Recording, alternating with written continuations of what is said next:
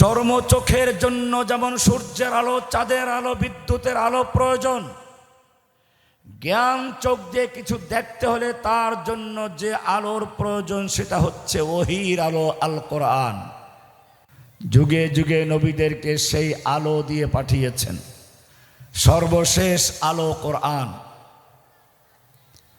এই কোরআনকে পাঠানোর জন্য আল্লাহ রাব্বুল আলামিন কাগজের টুকরায় লিখে পাঠাননি, চামড়ায় লিখে পাঠাননি, ধুলাবালু পরে নষ্ট হয়ে যাবে।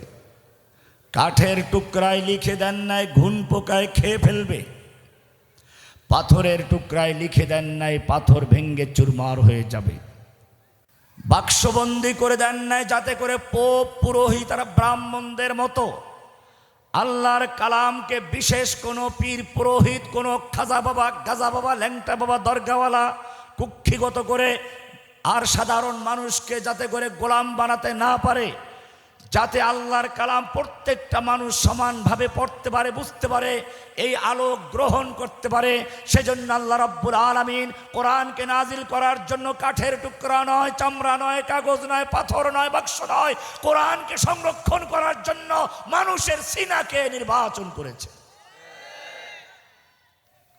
প্রশ্ন হচ্ছে এই, কোরআন আল্লাহর কালাম, এত ভারী কালাম, যার সম্পর্কে আল্লাহ নিজেই বলেছেন, লাউ আনজালনা হাযাল কুরআন আলা জাবাল, আমি যদি এই কোরআনকে পাহাড়ের উপরে নাজিল করতাম, লারাআইতাহু খাশিআম মুতাসাদ্দিআম মিন খাশিয়াতিল্লাহ, তাহলে এই কোরআনের ভারে, আল্লাহর ভয়ে দুনিয়ার যে কোনো পাহাড়, আলা জাবালিন নাকেরা, শুধু আরব দেশের পাহাড় নয়, আলা জাবালিন, যে কোনো পাহাড়, লাউ আনজালনা হাযাল কুরআন আলা জাবাল, আমি যদি এই কোরআনকে যে কোনো পাহাড়ের উপর নাজিল করতাম, হিমালয় পর্বত বলো আর যাই বলো, লারাআইতাহু খাশিআম মুতাসাদ্দিআম মিন খাশিয়াতিল্লাহ, আল্লাহর কালামের ভয়ে, আল্লাহর ভয়ে, আল্লাহর কালামের ওজনে, এই আল্লাহর কোরআনের কারণে সেই পাহাড় চূর্ণ বিচূর্ণ হয়ে যেত, পাহাড় ধসে পড়ত, খাশিআন নত হয়ে যেত, মুতাসাদ্দিআন টুকরো টুকরো হয়ে যেত, কোরআনের ভয়ে, আল্লাহর ভয়ে। প্রশ্ন হচ্ছে, সেই কোরআন তাহলে মানুষের সিনার মধ্যে কিভাবে হেফজ করা গেল, সংরক্ষণ করা গেল? আল্লাহ রাব্বুল আলামিন জানিয়ে দিয়েছেন, এই কোরআনকে আমি সরাসরি সাধারণ মানুষের কলবে নাজিল করি নাই। সূর্যের আলো যেরকম ভাবে রাতের বেলায় চাঁদের উপরে ফেলে ঠান্ডা করে তারপরে সুন্দর স্নিগ্ধ ঠান্ডা আলো পৃথিবীতে নাজিল করা হয়, পৃথিবীর মানুষ রাতের বেলায় ঠান্ডা সূর্যের আলোটাকে চাঁদের মাধ্যমে ঠান্ডা করে পায়, স্নিগ্ধ আলো পায়, ফলের সুন্দর রং পায়, সুন্দর ফল ফুলের মিষ্টি পায়।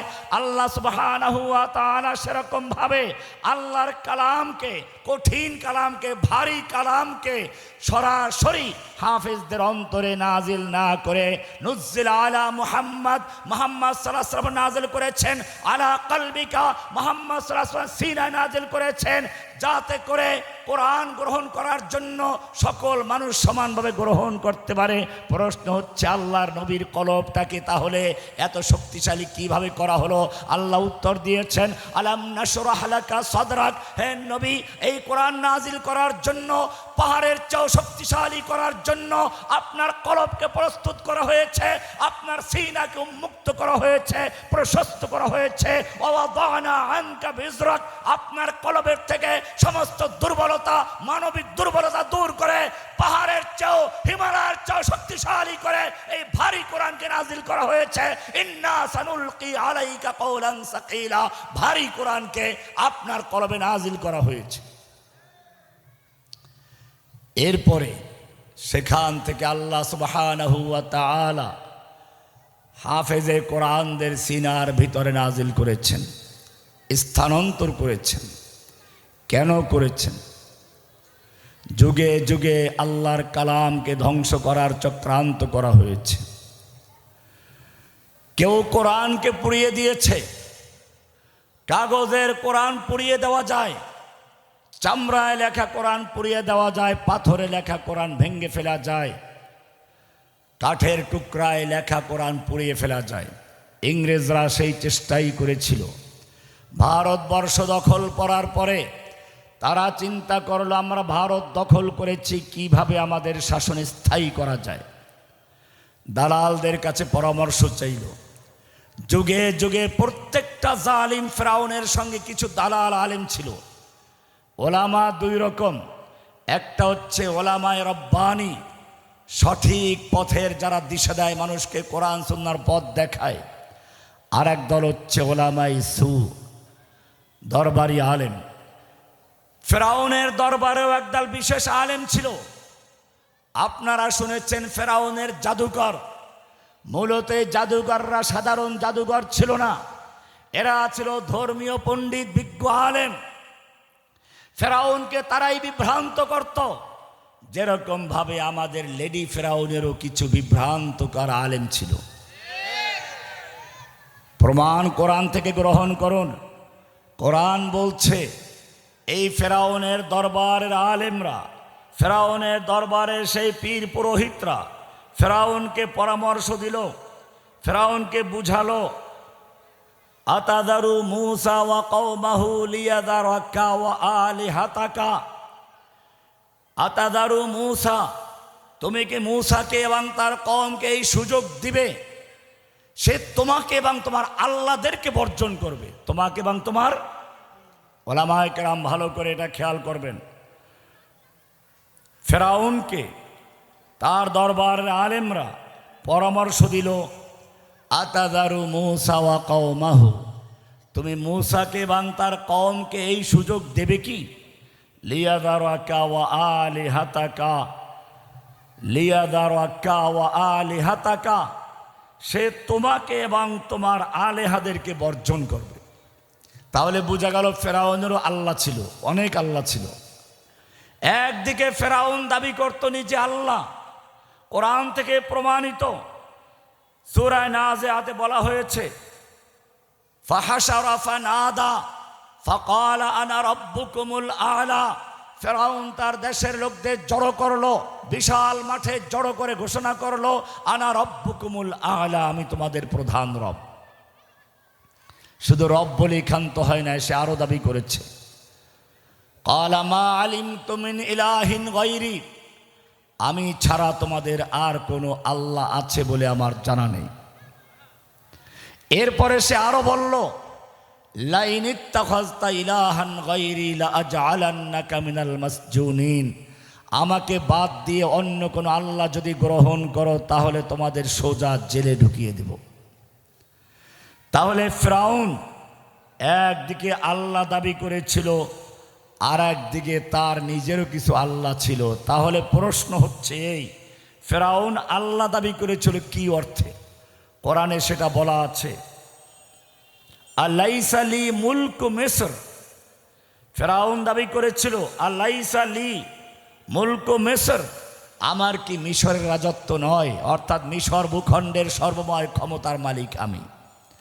বোঝা গেল ফেরাউন যে আল্লাহ দাবি করেছিল আসমানের আল্লাহ না। ফেরাউন যে দাবি করেছিল চন্দ্র সূর্য গ্রহ নক্ষত্র সৃষ্টি করার অর্থে আল্লাহ নয়। ফেরাউন আল্লাহ দাবি করেছিল মিশর ভূখণ্ডের সার্বভৌম ক্ষমতার মালিক আমি, আমার হুকুম ছাড়া কারো হুকুম চলবে না, এই অর্থে সে ফেরাউন দাবি করেছিল আল্লাহ। ঠিক যেভাবে বাংলাদেশে একজন লেডি ফেরাউন দাবি করেছিল এই দেশটা আমার বাপ স্বাধীন করে দিয়েছে, আমার দেশে দেশের পিতা, আমার বাপ দেশের মালিক, আমি তার অরিসূত্রে প্রাপ্ত মালিক, এই দেশে আর কারো কোনো ক্ষমতা চলবে না, সব ক্ষমতা আমার হাতে চলবে। যুগে যুগে ফেরাউনরা এটাই দাবি করেছে। ফেরাউনরা সবসময় একই কারবার করেছে। সূরা কসাস 28 নম্বর সূরা 3 নম্বর আয়াত ভালো করে পড়বেন, দেখবেন সুন্দর করে বলা আছে, ইন্না ফিরআউনা আলা ফিল আরদ, ফেরাউন তার ভূখণ্ডে সে সমস্ত ক্ষমতা কুক্ষিগত করে সর্বময় ক্ষমতার অধিকারী হয়েছিল, সর্বোচ্চ ক্ষমতার আসন গ্রহণ করেছিল। এরপরে ওয়াজাআলা আহলাহা শিয়া, ফেরাউন তার দেশের লোকদেরকে বিভিন্ন দলে বিভক্ত করেছিল। যুগে যুগে এটাই করে, আমাদের ফেরাউনও তাই করেছিল। বুড়ো হলে রাজাকার, যুবক হলে জঙ্গি, আর যদি ছাত্র হয় তাহলে রাজাকারের নাতিপুতি। এরকম দল তৈরি করে বিভক্ত তৈরি করেছিল। কোরআন বলছে ওয়াজআলা আহলাহা শিয়া, সে তার দেশের জনগণকে বিভিন্ন দলে বিভক্ত করে রেখেছিল। ইস্তাদঈফু তাইফাতাম মিনহুম, এক দলকে দুর্বল করে রাখত, কারা নির্যাতন করে বন্দী করে হত্যা করত। আর এক দলকে অস্ত্র দিয়ে, অর্থ দিয়ে, সম্পদ দিয়ে শক্তিশালী করে তাদেরকে লেলিয়ে দিত। ইস্তাদঈফু তাইফাতাম মিনহুম, যুগে যুগে ফেরাউনদের চরিত্র এটাই ছিল। ইংরেজরাও তাই করেছে, তাদের হাতেও দুই দল লোক ছিল। ইংরেজরাও মানুষকে বিভক্ত করত আর শাসন চালাতো। এজন্য যখন তারা ভারতবর্ষ দখল করলো, তাদের দালালদেরকে ডাকলো, আমরা ভারতবর্ষ দখল করেছি, বলো আমাদের শাসন কিভাবে স্থায়ী হতে পারে। এদেশের দালালরা, দরবারি মৌলবীরা পরামর্শ দিল, তোমরা মুসলিমদের হাত থেকে ক্ষমতা দখল করেছ, যতক্ষণ পর্যন্ত মুসলিমরা শক্তিশালী থাকবে ততক্ষণ পর্যন্ত ভারতবর্ষে তোমাদের পা, তোমাদের কদম স্থায়ী হতে পারে না। বলে তাহলে কি করতে হবে? তাহলে ভারতবর্ষ থেকে ইসলামকে নির্মূল করতে হবে, আলেমদেরকে হত্যা করতে হবে, কোরআনকে পুড়িয়ে ফেলতে হবে, মাদ্রাসা মসজিদ ধ্বংস করতে হবে।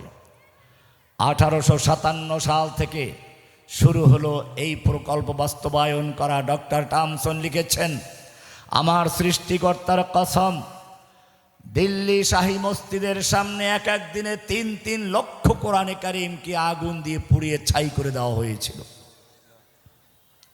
ওলামায়ে কেরামদেরকে জীবিত অবস্থায় শূকরের চামড়ার ভিতরে ঢুকিয়ে দ্রুতগামী ঘোড়ার পায়ের সঙ্গে বেঁধে দৌড়ানো হয়েছে। এভাবে ধুকে ধুকে নির্যাতন করে হত্যা করা হয়েছে। দিল্লি শহরের এমন কোন রাস্তার দুপাশের গাছ ছিল না যেই গাছের প্রত্যেকটা ডালে ডালে এক একজন আলেমকে ফাঁসিতে ঝুলানো না হয়েছে। ওলামায়ে কেরামদেরকে মাল্টার দ্বীপে নির্বাসনে পাঠানো হলো। মসজিদ মাদ্রাসাগুলো ধ্বংস করা হলো। বড় বড় মসজিদগুলোকে ঘোড়ার আস্তাবল বানানো হলো, ছোট মাদ্রাসাগুলো পুড়িয়ে দেওয়া হলো। মসজিদ মাদ্রাসার অক্ষ সম্পত্তিগুলো বাজেয়াপ্ত করে হিন্দুদেরকে জমিদারি দেওয়া হলো। কিন্তু দেখা গেল অত্যাচার নির্যাতন যতই শক্তিশালী হচ্ছিল, মুসলিমদের আন্দোলন সংগ্রাম জিহাদ ততই শক্তিশালী হচ্ছিল। গোটা ভারতবর্ষ জুড়ে ইংরেজ বিরোধী আন্দোলন দাবানলের মতো ছড়িয়ে পড়লো, যা আমরা আর একবার দেখেছি বাংলাদেশেও। ওলামায়ে কেরামদেরকে নির্যাতন করা হলো, কাউকে হত্যা করা হলো, কাউকে গ্রেপ্তার করা হলো, কাউকে নির্বাসনে পাঠানো হলো, কাউকে দেশ থেকে তাড়িয়ে দেওয়া হলো। এভাবে চরম নির্যাতন সত্ত্বেও এদেশের মানুষ সেই ইংরেজ বিরোধী আন্দোলনে যেরকম ভাবে ভারতের মুসলিমরা জেগেছিল, আর একবার জেগে উঠলো। স্কুল থেকে, মাদ্রাসা থেকে, মসজিদ থেকে, এমনকি ইংলিশ মিডিয়াম স্কুল থেকেও স্লোগান বের হলো, সাবিলুনা সাবিলুনা, আল জেহাদ আল জেহাদ। এমন তুফান শুরু হয়ে এলো, যেই তুফানের ধাক্কায় লেডি ফেরাউন বাংলাদেশ ছেড়ে পিছনের দরজা দিয়ে পালিয়ে তার আপনজনের কাছে গিয়ে আশ্রয় নিয়েছে।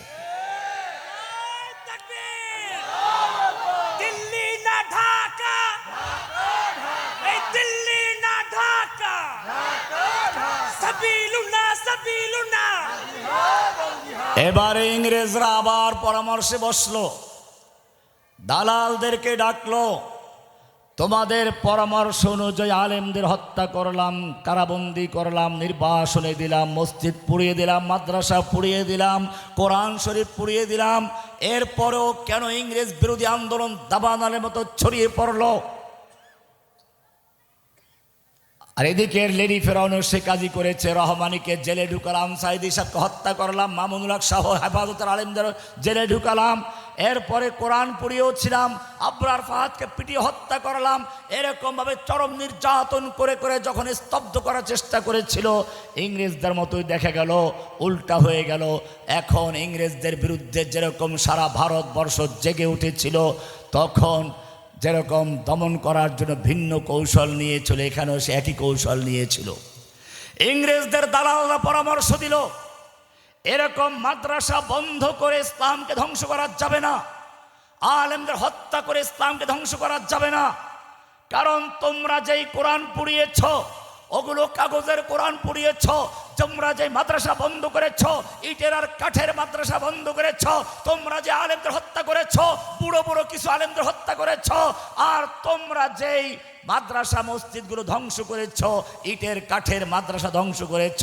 কিন্তু জেনে রাখো, এই যে মক্তব মাদ্রাসাগুলো ছোট ছোট বাচ্চারা আছে, 8-10 বছরের বাচ্চা, প্রত্যেকটা বাচ্চার কলবের ভিতরে, প্রত্যেকটা বাচ্চার সিনার ভিতরে পুরা 30 পারা কোরআন জীবন্ত লৌহে মাহফুজ হয়ে রাস্তা রাস্তায় হাঁটাহাঁটি করছে, জীবন্ত কোরআন হয়ে তারা গ্রামগঞ্জে ছড়িয়ে আছে।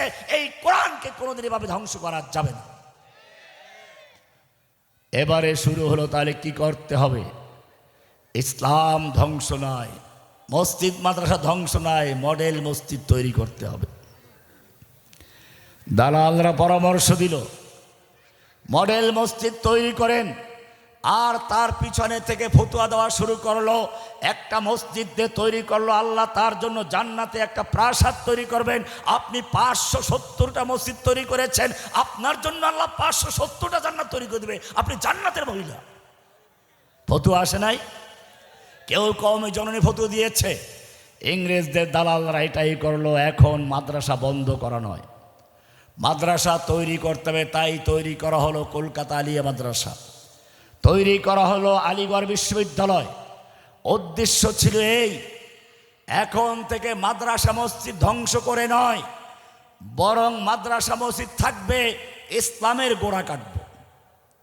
ইসলামকে ধ্বংস করার জন্য ইংরেজরা তখন যে জঘন্য প্ল্যান নিয়েছিল, জঘন্য যে প্রোগ্রাম নিয়েছিল, পরিকল্পনা গ্রহণ করেছিল, সেই পরিকল্পনায় আজকের বাউল ফাউল যাদেরকে দেখতে পাচ্ছি আমরা।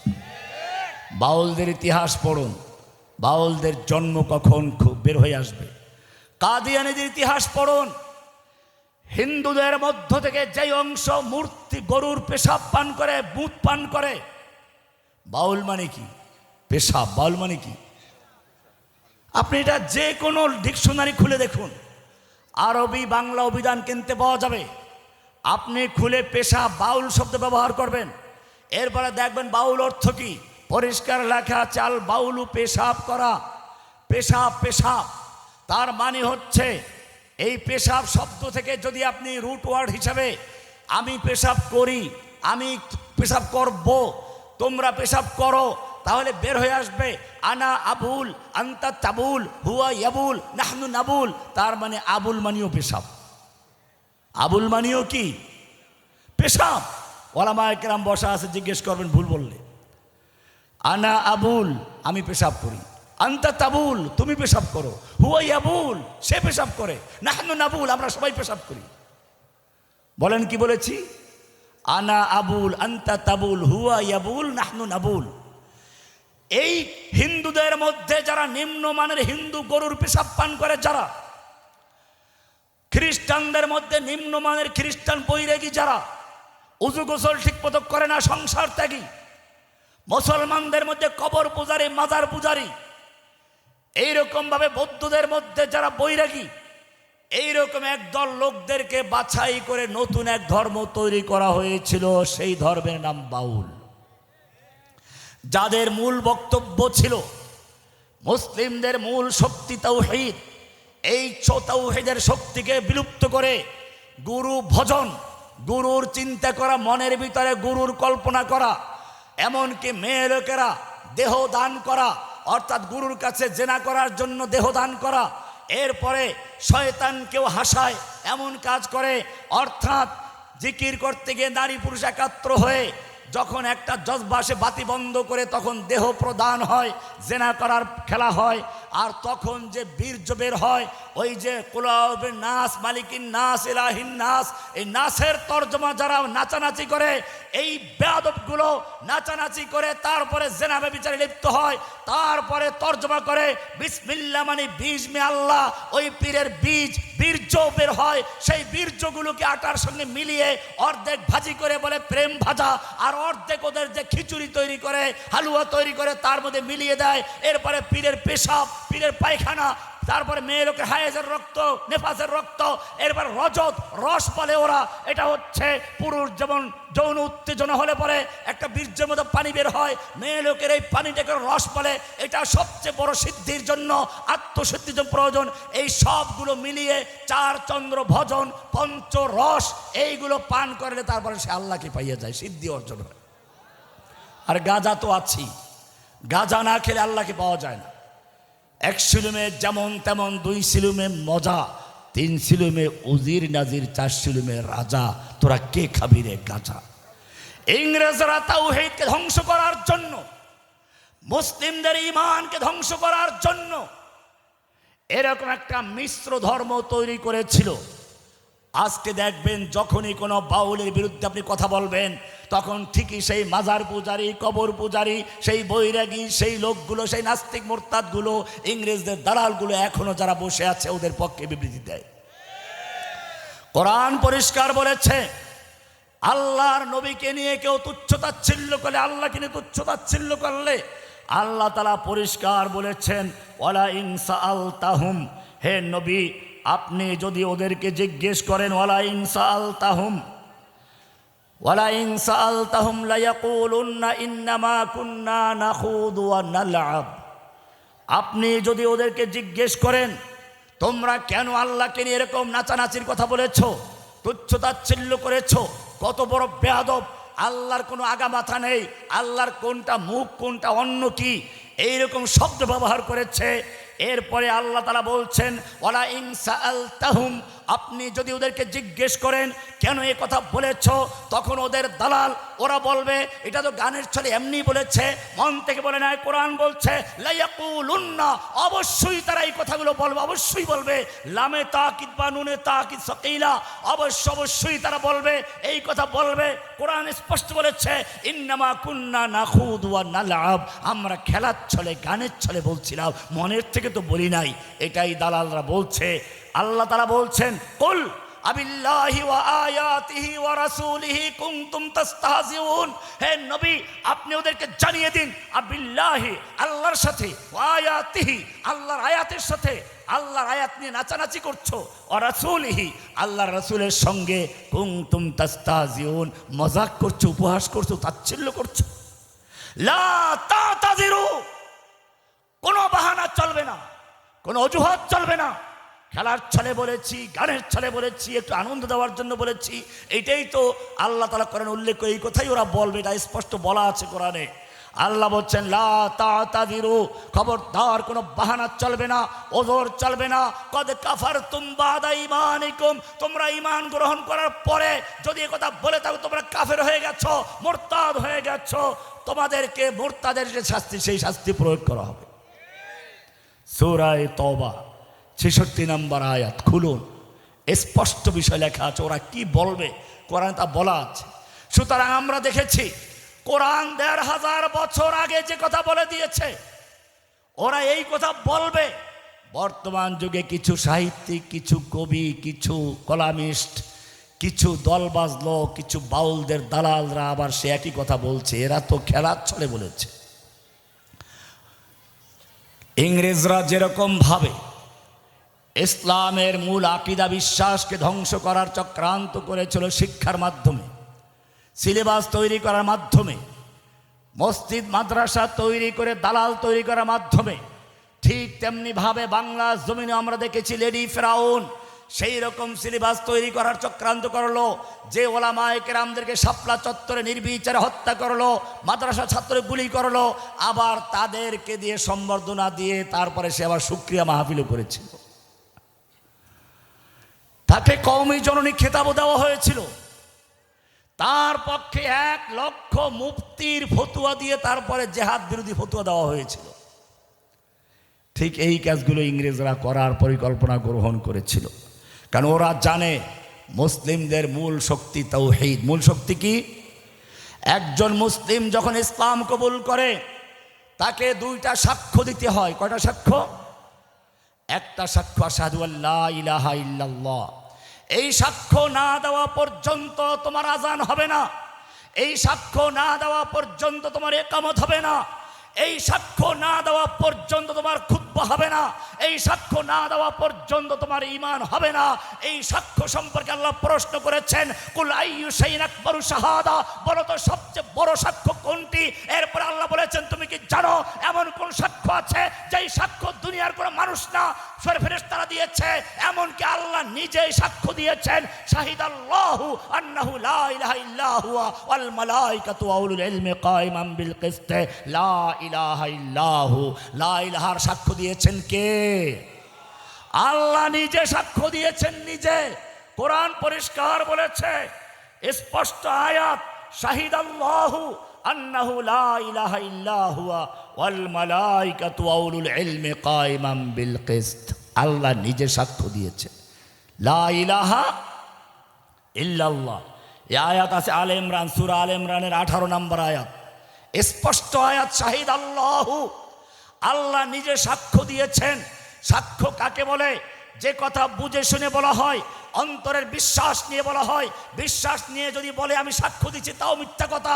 কোরআন বলছে, ইযা জাআকাল মুনাফিকুনা ক্বালু নাশহাদু ইন্নাকা লারাসূলুল্লাহ, মুনাফিকরা আপনার কাছে আসবে আর তারা বলবে আমরা সাক্ষ্য দিচ্ছি আপনি আল্লাহর রাসূল। এই কথা সাক্ষ্য দিচ্ছি বলে বলবে।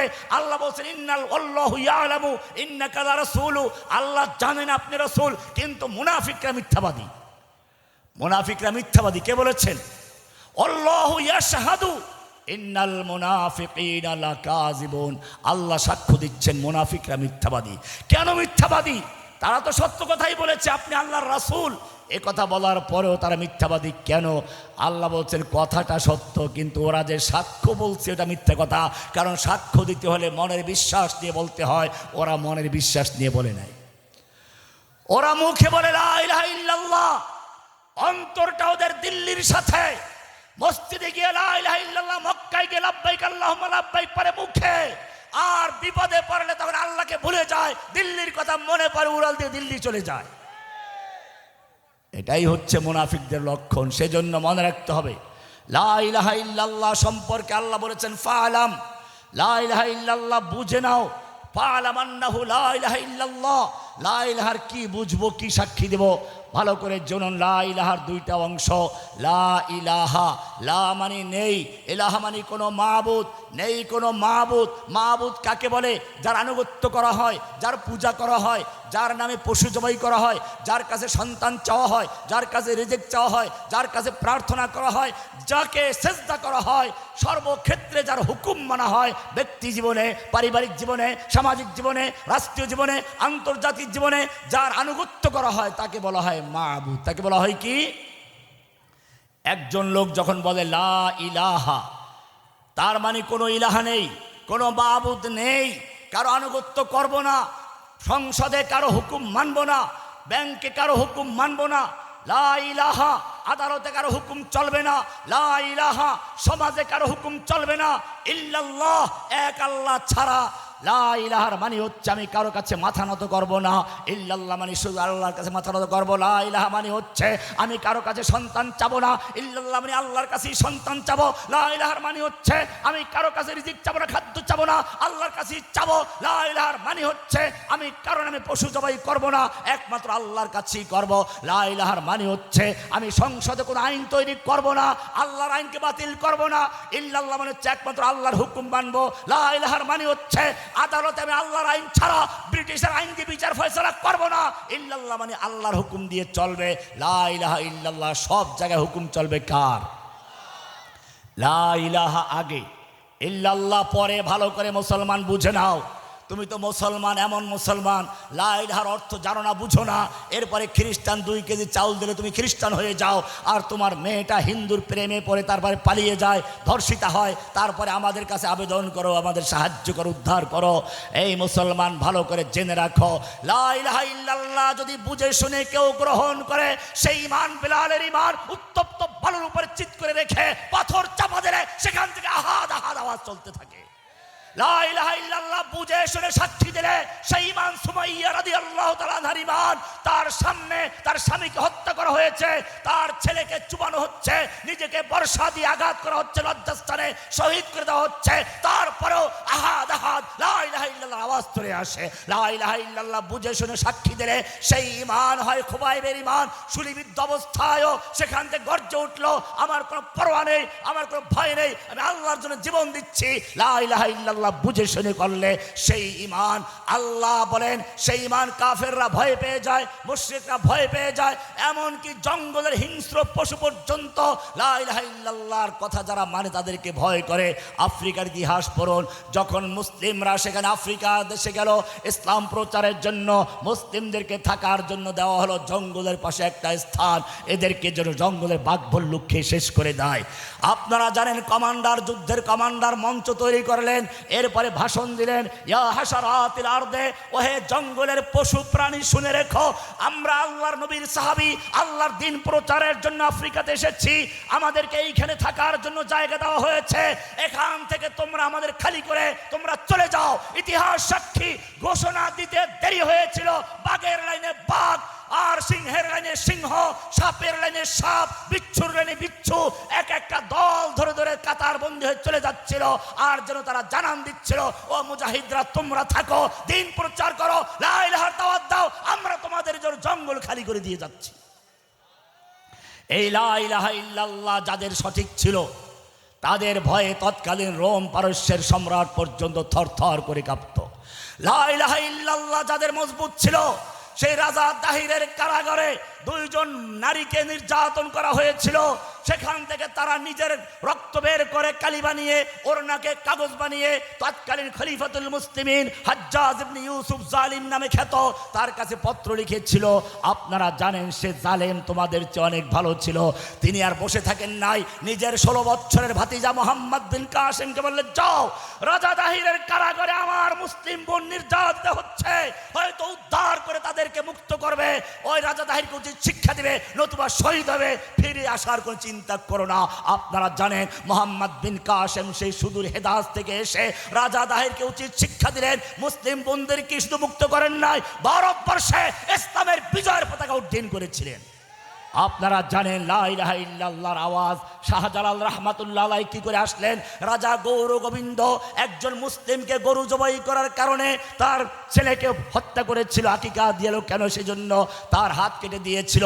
মুসলিম শাসকদের কাছে তখন সাহায্য কামনা করেছিল। সেই আর্তনাদ এবং ফরিয়াদের সাড়া দিতে গিয়ে দিল্লির থেকে যে বাহিনী এসেছিল শাহজালালের নেতৃত্বে, তারা শুধুমাত্র ওই মুসলিম পরিবারকে সাহায্য করে নাই, বরং রাজা গৌর গোবিন্দকে পরাজিত করে পালাতে বাধ্য করেছে। গোটা সিলেট অঞ্চল ইসলামের ছায়াতলে চলে এসেছে। লা ইলাহা ইল্লাল্লাহ যাদের ক্লিয়ার ছিল, রোম সম্রাটের দরবারে একজন মুসলিমের গালে থাপ্পড় মেরে কাফেররা উল্লাস করছিল, খ্রিস্টানরা উল্লাস করছিল। মুসলিম ভাই চিৎকার করে বলল, মুসলিমদের আমিরুল মুমিনিন বসে আছো, আর আমি এখানে মুসলিম হওয়ার অপরাধে আমাকে নির্যাতন করে ওরা মজাক করছে, উল্লাস করছে। ওখানে মুসলিমদের গোয়েন্দা ছিল, গোয়েন্দারা তৎকালীন খলিফাতুল মুসলিমিন আমিরে মুআবিয়া রাদিয়াল্লাহু তাআলা আনহুর কাছে খবর পৌঁছালো। আমিরে মুআবিয়া রাদিয়াল্লাহু তাআলা আনহু গোয়েন্দা বিভাগের লোকদেরকে ডাকালেন, যত অর্থের প্রয়োজন, যত অস্ত্রের প্রয়োজন নিয়ে যাও, রোম সম্রাটের দরবারে যাকে নির্যাতন করা হয়েছে তাকে এবং যে কাফের তার গালে থাপ্পড় মেরেছে ওই কাফেরকে ধরে আনতে হবে। বেশি দিন যেতে হয় নাই, মুসলিম গোয়েন্দারা সফল হলেন, মুসলিম ভাইকে উদ্ধার করলেন, ওই কাফেরটাকেও সঙ্গে ধরে আনা হলো। এবারে মুআবিয়া রাদিয়াল্লাহু তাআলা আনহু বললেন, ও হে মুসলিম ভাই, রোম সম্রাটের দরবারে বসে তোমার গালে যেই কাফের থাপ্পড় মেরেছিল সে তোমার সামনে বসা, প্রতিশোধ নিয়ে নাও। প্রতিশোধ নিয়ে নিলেন। এরপরে বললেন, শোনো হে কাফের, আমি তোকে হত্যা করব না, আমি তোকে কোনো নির্যাতন করব না, বরং তোকে রোম সম্রাটের দরবার পর্যন্ত যাওয়ার ব্যবস্থা করে দিচ্ছি, নিরাপদে চলে যাবি, গিয়ে সেখানে এই বার্তা পৌঁছাবি, মুসলিমদের গালে থাপ্পড় মেরে কে উল্লাস করলে মুসলিমরা বরদাস্ত করে না, প্রতিশোধ নিয়ে ছাড়ে, এই বার্তা পৌঁছে দেওয়ার জন্য আমি তোকে রোম সম্রাটের দরবারে যাওয়ার ব্যবস্থা করে দিচ্ছি। এটাই ছিল মুসলিমদের তাওহীদ, লা ইলাহা ইল্লাল্লাহ। কি বলছি লা ইলাহা ইল্লাল্লাহ? একটা পুরাতন বিল্ডিং এ রং করতে গেলে মানুষ প্রথমে পুরাতন রংটাকে ঘষে মেজে ধুয়ে মুছে পরিষ্কার করে তারপরে নতুন রং করে। ঠিক তেমনি ভাবে যে যদি সত্যি মুসলিম হয়ে থাকো, লা ইলাহার মানে বুঝে নাও। লা ইলাহার মানে হচ্ছে তোমার কলবের দেওয়াল থেকে, অন্তরের দেওয়াল থেকে যত গায়রুল্লাহ আছে, খাজা বাবা, গাজা বাবা, ল্যাংটা বাবা, দরগাওয়ালা, দুর্গাওয়ালা, নেতা নেত্রী আর যত আদর্শিক যত চিন্তা চেতনা আছে সবগুলো উৎখাত করে পরিষ্কার করে শুধু একজনকে মানা ইল্লাল্লাহ বলে। কাকে? লা ইলাহা, এটার নাম তাওহীদ। এটার নাম কি? তাওহীদ। তোমরা মনে করো মক্কার কাফেররা কাফের ছিল, তারা আল্লাহ মানতো না, ওরা আল্লাহ তোমাদের চেয়ে ভালো মানত। আমি তো এই কথা বলেই জেলে গিয়েছিলাম। জেলে যাওয়ার মূল কারণগুলোর একটা ছিল এটা, যখন এদেশের একটা মুসলিম সংখ্যাগরিষ্ঠ দেশের প্রধানমন্ত্রী হয়ে বলেছিল মা দুর্গা দেবী গজে চড়ে আসলে ফসল বেশি হয়, আমি তখন গর্জে উঠে বলেছিলাম তোমার যে আকীদা এর চেয়ে মক্কার আবু জাহেল, আবু লাহাবদের আকীদা অনেক ভালো ছিল, মক্কার কাফেরদের আকীদা ভালো ছিল। তোমরাও জেনে রাখো, যারা মুসলিম দাবি করো লা ইলাহার তরজমা জানো না আর মনে করো মুসলমান আমরা আল্লাহ মানি তাই মুসলমান, মক্কার কাফের আল্লাহ মানতো না। এই বেটা, আল্লাহ তোর আমার চেয়ে অনেক বেশি ভালোবাসতো, আল্লাহ ওরা চিনতো। কোরআন বলছে ওয়ালা ইন সালতাহুম লা ইয়াকুলুন্না ওয়ালা ইন সালতাহুম মান খালাকাহুম। হে নবী, আপনি যদি ওই মক্কার আবু জাহেল, আবু লাহাবদেরকে জিজ্ঞেস করেন মান খালাকাহুম, কে ওদের সৃষ্টি করেছে, লা ইয়াকুলুন্নাল্লাহ, ওরা বলবে সৃষ্টি করেছেন কে? আল্লাহ সৃষ্টি করেছেন। ওয়ালা ইন সালতাহুম মান খালাকাহুম লা ইয়াকুলুন্নাল্লাহ। আল্লাহ পরিষ্কার বলেছেন আপনি যদি ওদেরকে জিজ্ঞেস করেন কে ওদের সৃষ্টি করেছে, এই কথা যদি আবু জাহেলকে জিজ্ঞেস করা হয়, আবু লাহাবকে জিজ্ঞেস করা হয়, মক্কার কাফের মুশরিকদেরকে জিজ্ঞেস করা হয়, লা ইয়াকুলুন্নাল্লাহ, ওরা বলবে সৃষ্টি করেছেন কে? আল্লাহ সৃষ্টি করেছেন। এটা আছে সূরা যুখরুফের 87 নম্বর আয়াত। কত নম্বর আয়াত? আরো সামনে চলো, ওয়ালা ইন সালতাহুম মান খালাকাস সামাওয়াতি ওয়াল আরদা ওয়া সাখখারাশ শামসা ওয়াল কমার। হে নবী, আপনি যদি মক্কার আবু জাহেল, আবু লাহাবদেরকে, মক্কার কাফের মুশরিকদেরকে জিজ্ঞেস করেন মান খালাকাস সামাওয়াতি ওয়াল আরদা, চন্দ্র সূর্যকে সৃষ্টি করেছে, ওয়া সাখখারাশ শামসা ওয়াল কমার, চন্দ্র সূর্য গ্রহ নক্ষত্র এইগুলো কে সৃষ্টি করেছেন, লা ইয়াকুলুন্নাল্লাহ, তারা বলবে সব সৃষ্টি করেছেন কে? সূরা আনকাবুতের 61 নম্বর আয়াত। আরো সামনে চলো, আল্লাহ রাব্বুল আলামিন বলেছেন ওয়ালা ইন সালতাহুম মান নাযালা মিনাস সামাই মাআন ফাআহইয়া বিহিল আরদা মিন বাদি মাউতিহা, আপনি যদি মক্কার কাফের মুশরিকদেরকে জিজ্ঞেস করেন কে আসমান থেকে পানি বর্ষণ করে, ফাআহইয়া বিহিল আরদা মিন বাদি মাউতিহা, সেই বৃষ্টির পানির মাধ্যমে শুকিয়ে চৌচির হয়ে যাওয়া জমিন, মৃত্যু জমিনকে আবার পুনর্তাজা করে উর্বর করে ফসল উৎপন্ন করার যোগ্যতা দান করেন কে? আল্লাহ বলছেন এই কথা যদি মক্কার কাফের মুশরিকদেরকে জিজ্ঞেস করো লা ইয়াকুলুন্নাল্লাহ, তারা বলবে এগুলো সব করেন কে? সূরা আনকাবুতের 63 নম্বর আয়াত। পরিষ্কার হয়ে গেল মক্কার কাফেররা বিশ্বাস করত বৃষ্টি দেওয়ার মালিক আল্লাহ, ফসল দেওয়ার মালিক আল্লাহ, অথচ তোমাদের দেশের সেই প্রধানমন্ত্রী সে বলল দুর্গা দেবী গজে চড়ে আসতে ফসল বেশি হয়ে যায়। তাহলে প্রশ্ন, মক্কার কাফেররা কাফের কেন? তুমি ভালো করে চিন্তা করো। তুমি মসজিদ নির্মাণ করার সময় হালাল টাকা, হারাম টাকা, সুদখোর, ঘুষখোর, মদখোর, জুয়াচোর কে টাকা দিল বাছাই করো না। মক্কার কাফের ইতিহাস পড়ো। খানায়ে কাবা নির্মাণ করার প্রশ্ন এসেছে, তখন কাবা নির্মাণ করতে গিয়ে হালাল টাকায় হচ্ছে না। এখন কি করবে? ইঞ্জিনিয়াররা বলল হয়তো হারাম পয়সা যোগ করো, নতুবা কিছু অংশ বাদ দাও, এই টাকা দিয়ে পূর্ণ কাবা নির্মাণ করা সম্ভব নয়। আল্লাহর নবীর বয়স তখন মাত্র 35 বছর, নবুয়ত প্রাপ্তির মাত্র কয়েক বছর আগে। এই সময় আবু জাহেল, আবু লাহাবরাই মক্কার নেতা, আবার কাবার মোতাবাল্লি, এরাই পরামর্শ করলো কাবা ঘরে হারাম পয়সা লাগাবো না, প্রয়োজনে কিছু অংশ ছেড়ে দিব।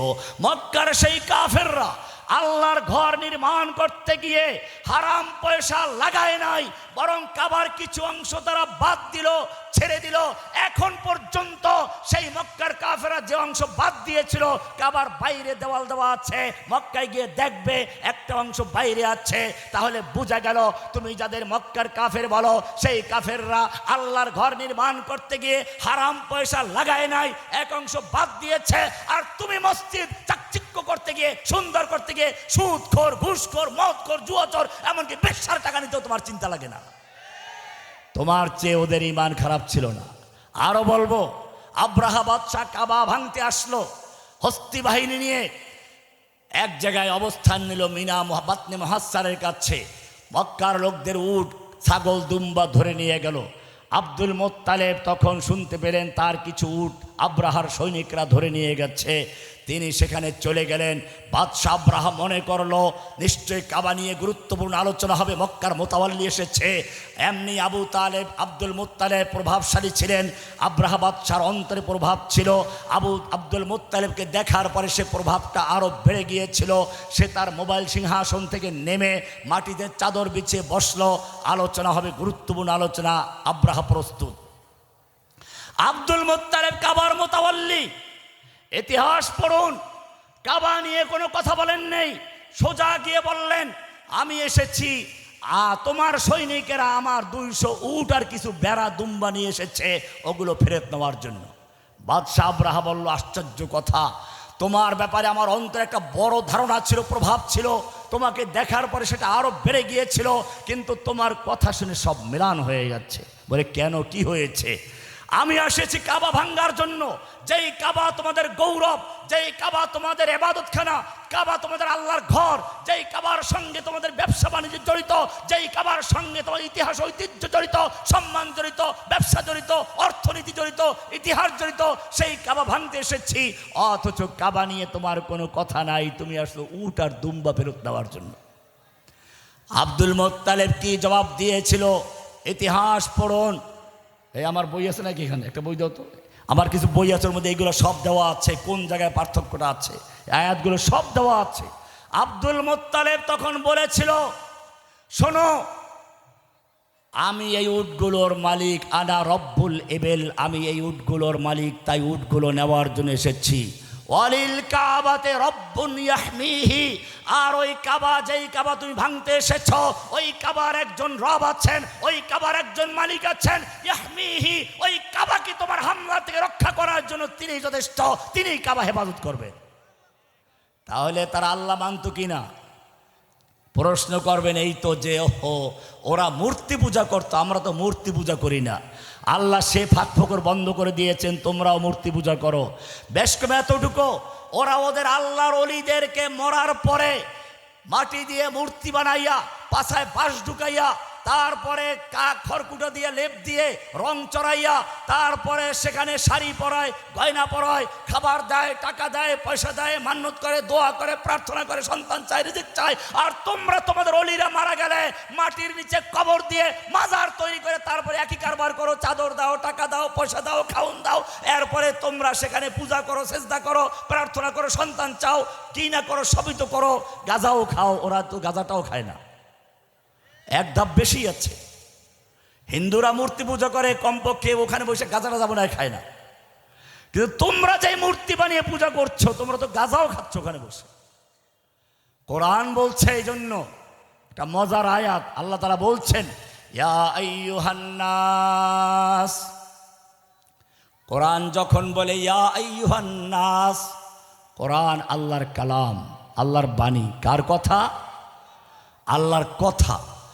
কোরআন যখন বলে ইয়া আইয়ুহান নাস, তার মানে হচ্ছে মানুষের সাথে কথা বলছেন। তুমি হিন্দু হও, বৌদ্ধ হও, খ্রিস্টান হও, তোমার সঙ্গে আল্লাহ সরাসরি কথা বলছেন ইয়া আইয়ুহান নাস বলে। যখন তিনি বলেন ইয়া আইয়ুহাল্লাযীনা আমানু, তার মানে হচ্ছে আল্লাহ তাআলা ঈমানদারদের সঙ্গে সরাসরি কথা বলছেন, কোনো বিধান নাজিল করছেন। যখন তিনি বলেন ইয়া ইবাদিয়াল্লাযীনা আসরাফু, তখন তিনি তার পাপী বান্দাদের সঙ্গে সরাসরি কথা বলছেন, নৈরাশ হইও না। যখন তিনি বলেন ইয়া আইয়ুহার রাসূলু ইয়া আইয়ুহান নবিয়্যু, তখন তিনি তার নবীর সাথে কথা বলছেন। যখন তিনি বলেন ইয়া আইয়ুহাল কাফের, তখন তিনি কাফেরদের উদ্দেশ্যে কথা বলছেন। কালাম, আল্লাহর কোরআন, সরাসরি আল্লাহ কথা বলেন। আল্লাহ তাআলা বলছেন ইয়া আইয়ুহান নাস, ওহে মানব জাতি। নাস মানে কি? নাস মানে কি? মানুষ নাকি নাচানাচি? তাহলে যারা নাস শব্দের অর্থ নাচানাচি করলো, মালিক নাচে, ইলাহা নাচে, রব নাচে, এই তর্জমা করলো, মজাক করলো, সে ব্যক্তি মুসলমান না কাফের? পরিষ্কার কাফের হয়ে যায়। আল্লাহ তাআলা বলছেন ইয়া আইয়ুহান নাস দরিবা মাসালুন ফাসতামিউ লাহ, ওহে মানব জাতি, তোমাদের উদ্দেশ্যে একটা মিসাল পেশ করা হচ্ছে। মিসাল, ফাসতামিউ লাহু, কান লাগাইয়া শুনো। ইন্নাল্লাযীনা তাদউনা মিন দুনিল্লাহ, তোমরা আল্লাহর পরিবর্তে যাদের ইবাদত করছো, যাদের পূজা করছো, তুমি চাই মুসলমান হও চাই হিন্দু হও, মাটির উপরে রাইখা মূর্তি বানাইয়া পূজা করো। হিন্দু হও, বৌদ্ধ হও, খ্রিস্টান হও, মাটির উপরে রাইখা মূর্তি বানাইয়া পূজা করছো। আর যদি মুসলমান হও, মাটির নিচে রেখে মাজার তৈরি করে পূজা করছো। ইয়া আইয়ুহান নাস, ওহে মানব সকল, দুরিবা মাসালুম ফাস্তামিউ লাহ, তোমাদেরকে বুঝানোর জন্য, তোমাদেরকে ভালো করে বুঝানোর জন্য দুরিবা মাসালুন, একটা উপমার আঘাত করা হলো। দুরিবা দরবুন দরাবা ইয়াদ্রিবু মারনা, তোমাদেরকে একটা উদাহরণ দিয়ে আঘাত করা হচ্ছে, কলবে ধাক্কা মারা হচ্ছে। ফাস্তামিউ লাহু, ভালো করে শুনো, মিসালটা ভালো করে বুঝার চেষ্টা করো। ইন্নাল্লাযীনা তাদউনা মিন দুনিল্লাহ, তোমরা আল্লাহর পরিবর্তে যাদের ইবাদত করছো, পূজা করছো, লাই ইয়াখলুকু যুবাবান ওয়ালা বিজতামাউ লাহ, ওরা সব দেবদেবী আর সব মাজারওয়ালা মিলে একটা মাছিও তৈরি করতে পারবে না, মাছিও তৈরি করতে পারবে না। কি তৈরি করতে পারবে না? রব্বুল আলামিন মাছির কথা কেন বললা? তুমি হাতির কথা বলতা, মানুষের কথা বলতা। আল্লাহ রাব্বুল আলামিন একটা রহস্যের কথা জানিয়ে দিলেন। শোনো, তুমি যদি মানুষের কথা বলো, ওই মাজারের সামনে যেই খাবার দেওয়া আছে, টাকা পয়সা আছে, তুমি ওখান থেকে ছিনতাই করতে গেলে মাজার পূজারীরা বাঁশ দিয়ে পিটাবে, লাঠি দিয়ে পিটাবে, তুমি ছিনতাই করতে সক্ষম হবে না। মূর্তির সামনে দামি দামি খাবার দেওয়া আছে, মিষ্টি দেওয়া আছে, তুমি যদি ওখান থেকে ছিনতাই করতে চাও, ওই মূর্তি পূজক তোমাকে পিটাবে। কিন্তু মাছি যদি ওখান থেকে কোনো খাবার চুরি করে নেয়, ছিনতাই করে নেয়, ওদের সামনে দেখাইয়া নেয়, আল্লাহ বলছেন ওয়া ইয়াসলুবুহুমুজ যুবাবু শাইআ, মাছি যদি ওদের সামনে থেকে কোনো খাবার নেয়, লা ইয়াস্তানকিযুহু, মাছির কবল থেকে ওই মূর্তি পূজকরা লাঠিয়াল বাহিনীও ফিরাইতে পারবে না, মূর্তিও ফিরাইতে পারবে না। দাউফাত তালিব ওয়াল মাতলুব, এই দুর্বলতা প্রমাণ করার জন্য আমি মাছি দিয়ে উদাহরণ দিয়েছি। দুরিবা মাসালুন ফাস্তামিউ লাহ, মাছিও যদি কোনো জিনিস চিন্তাই করে নেয়, ফিরাবার ক্ষমতা নেয়। এই কারণে মনে রাখতে হবে, মূর্তি পূজকরা যেটা মূর্তি পূজা করতো, কেন পূজা করতো? কোরআন বলছে ওয়ায়াবুদুনা মিন দুনিল্লাহি মা লা ইয়াদুররুহুম ওয়া লা ইয়ানফাউহুম ওয়া ইয়াকুলুনা হাউলাই শুফাউনা ইনদাল্লাহ। পার্থক্য তাহলে কোন জায়গায়? পার্থক্য হচ্ছে লা ইলাহা, মক্কার লোকেরা আল্লাহকেও মানত, মক্কার খানায় গিয়ে ইবাদত করত, আবার মূর্তির সামনে গিয়ে প্রার্থনাও করত। ও মূর্তি ও, আল্লাহ ও, খানায় কাবা ও, মূর্তি ও। আবার কাবা শরীফে যায়, আবার দিল্লিতেও যায়, বোঝেন নাই? মাথায় পট্টিও বাঁধে, আবার মাথায় তিলক লাগায়। কি লাগায়? তিলক লাগায়। আল্লাহ বলছেন এই লোকগুলো হচ্ছে পার্থক্য এখানে। লা ইলাহা বলে সব গায়রুল্লাহকে উৎখাত করো, বর্জন করো। ইল্লাল্লাহ বলে শুধু একজনকে গ্রহণ করো। কাকে? কয়টা অংশ হলো? দুইটা অংশ। কয়টা অংশ? লা ইলাহা বর্জন, ইল্লাল্লাহ মানে গ্রহণ, লা ইলাহা মানে নফি, ইল্লাল্লাহ মানে ইসবাত। লা ইলাহা মানে তাখলিয়া, খালি করা, ইল্লাল্লাহ মানে তাহলিয়া, পূরণ করা। লা ইলাহা মানে কুফুর করা। কি করা? লা ইলাহা মানে কি? কুফুর করা, অস্বীকার করা। কুফুর মানে অস্বীকার করা। লা ইলাহা মানে প্রত্যাখ্যান করা, কুফুর করা। এই কুফুর করা ফরজ। এই কুফুর করে তারপর ইল্লাল্লাহ বলে ঈমান আনতে হবে। কাকে আনতে হবে? আল্লাহকে। এবারে আমি কোরআন থেকে দলিল দেয়নি, বলে কুফুর করতে বললেন। কি এক পাগল নিয়ে আসলো। লা ইলাহা মানে কুফুর করা, ইল্লাল্লাহ মানে ঈমান আনা। কোরআনের সূরা বাকারা 256 নম্বর আয়াত।